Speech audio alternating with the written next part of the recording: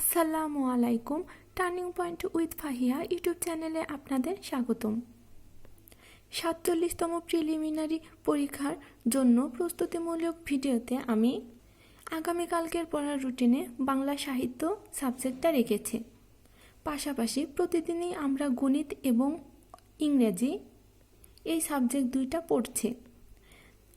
এর আগেও আমি আমার একটি ভিডিওতে বলেছি বাংলা সাহিত্য এর জন্য 11 জন কবি সাহিত্যিক খুবই গুরুত্বপূর্ণ, কারণ সাহিত্য থেকে যে কয়টি প্রশ্ন আসবে তার মধ্যে 7 থেকে 8টি প্রশ্ন ওই 11 জন কবি সাহিত্যিক থেকেই করা হয়।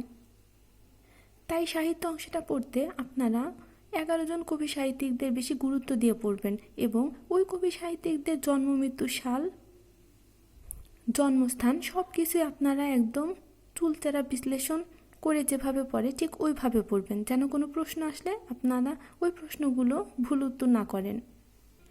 একটা বিষয় আপনারা মাথায় রাখবেন, কঠিন অনেক কিছু আসবেন যেটা অনেকে পারবে না, কিন্তু সঠিক এবং সহজ বিষয়গুলো যদি আপনি ভুল করেন তাহলে এটা কিন্তু আপনার জন্য একটা নেগেটিভ মার্ক। এতে আপনার প্রিলি কোয়ালিফাই করার সম্ভাবনাটা অনেক কমে যাবে।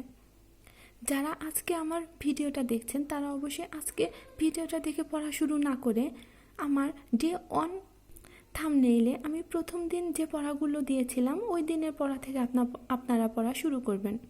তাহলে আপনাদের পড়াটা সিরিয়ালে কমপ্লিট হবে এবং পড়া বুঝতে পারবেন, আর প্রস্তুতিটাও অনেক গোছানো হবে। আগামীকাল আমি বাংলার জন্য যে কবি সাহিত্যিকদের পড়ব তারা হলো আল মাহমুদ, সৈয়দ ওয়ালিউল্লাহ, মানিক বন্দ্যোপাধ্যায়, জহির রায়হান, বিভূতিভূষণ বন্দ্যোপাধ্যায়, তারাশঙ্কর বন্দ্যোপাধ্যায়, আবুল কালাম শামসুদ্দিন এবং আহমদ ছফা। এখন আপনাদের মনে প্রশ্ন আসতে পারে, এরা কি সবাই গুরুত্বপূর্ণ? না, এরা সবাই গুরুত্বপূর্ণ না, কিন্তু কোন কবি সাহিত্যিকদের থেকে প্রশ্ন করা হবে এটাও কিন্তু কেউ বলতে পারবে না।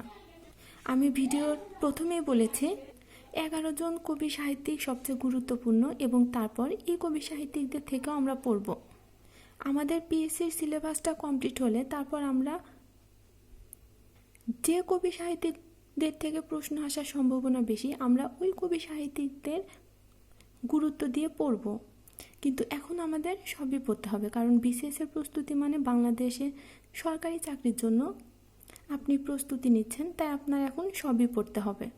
আর আমি যে কবি সাহিত্যিকদের পড়ার তালিকায় রেখেছি এদের থেকে কিন্তু প্রশ্ন এসেছে, তাই এরা গুরুত্বপূর্ণ। এই কবিগুলো থেকে এখন কি কি পড়বেন, এদের জন্ম মৃত্যু সাল পড়ার খুব একটাও প্রয়োজন নেই, কিন্তু আপনি চাইলে পড়তে পারেন। এই কবি সাহিত্যিকদের বিখ্যাত গ্রন্থ, প্রথম উপন্যাস অথবা গল্প, এবং অনেক ক্ষেত্রে সেই গল্পগুলো কি নির্ভর, মুক্তিযুদ্ধভিত্তিক নাকি জেলে জীবন নাকি রাজনৈতিক, এই বিষয়গুলো থেকেও কিন্তু প্রশ্ন হয়। আর অনেক কবি সাহিত্যিকদের ছদ্মনাম আছে, এই ছদ্মনামগুলো খুব ভালোভাবে মনে রাখতে হবে। বিভিন্ন সময় বিভিন্ন পরীক্ষায় এই ছদ্মনাম থেকেও প্রশ্ন হয়।